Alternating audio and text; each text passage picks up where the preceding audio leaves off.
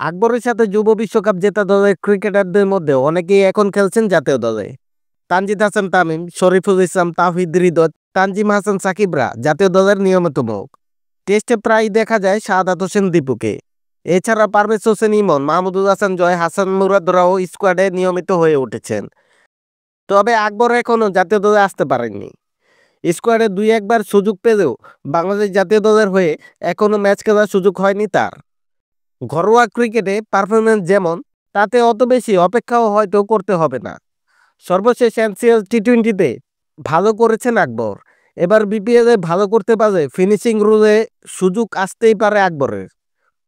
আকবর নিজে অবশ্য জাতীয় দল নিয়ে অত শত না ভেবে বিপিএলে ভালো করতে চান, প্রতিযোগিতা চালাতে চান নিজের সঙ্গে। বিপিএলের আসন্ন মৌসুমে দুর্বার রাজশাহীর হয়ে 4 বা 5 নম্বরের মধ্যে ব্যাট করতে চান আকবর। গণমাধ্যমের সাথে আলাপকালে আকবর জানান, ব্যক্তিগতভাবে চিন্তা করলে আমি মনে করি 5 নম্বর জায়গাটা খুব ভালো হবে। 4 বা 5 নম্বর এর নিচে না। তবে দিন শেষে দল আমাকে যেভাবে চিন্তা করবে সেভাবে খেলতে হবে। ব্যক্তিগত ইচ্ছার কথা না হলে 4 বা 5 নম্বরে খেলতেই পছন্দ করব।